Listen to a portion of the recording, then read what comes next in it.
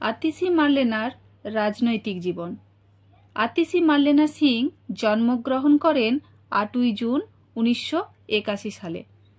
আতিশি মার্লেনা শিক্ষা জীবনে তিনি দিল্লি বিশ্ববিদ্যালয় থেকে বিএ পাশ করেন এবং অক্সফোর্ড বিশ্ববিদ্যালয় থেকে MA করেন।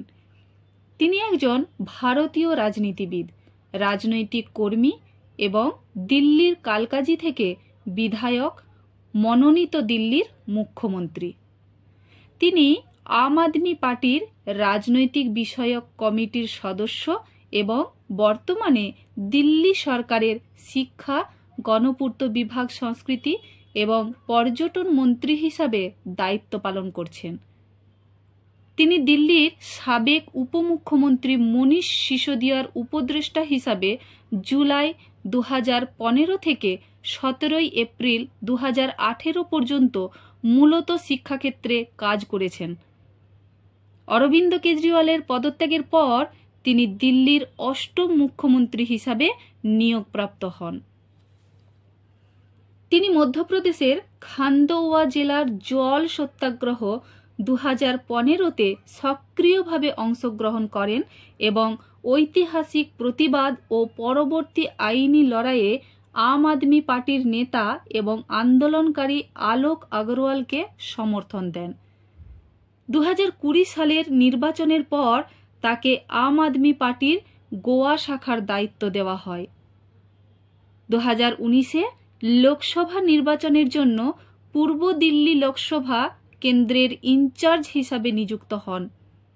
তিনি 2019-এ লোকসভা নির্বাচনে আম আদমি পার্টির প্রার্থী হিসাবে পূর্ব দিল্লি লোকসভা কেন্দ্র থেকে প্রতিদ্বন্দ্বিতা করেন। তিনি বিজেপি প্রার্থী গৌতম গম্ভীরের কাছে 4,77,000 ভোটে ব্যবধানে পরাজিত হন এবং তৃতীয় স্থানে আসেন। 2020 সালে দিল্লি বিধানসভা নির্বাচনে কালকাজি কেন্দ্র থেকে প্রতিদ্বন্দ্বিতা করেন।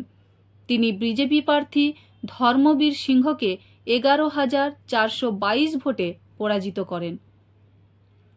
উপমুখ্যমন্ত্রী মনীষ সিসোদিয়া এবং স্বাস্থ্যমন্ত্রী সত্যেন্দ্র জৈন পদত্যাগের পর তাকে দিল্লি সরকারের মন্ত্রিসভায় মন্ত্রী হিসাবে অন্তর্ভুক্ত করা হয় সৌরভ ভরদ্বাজের সঙ্গে।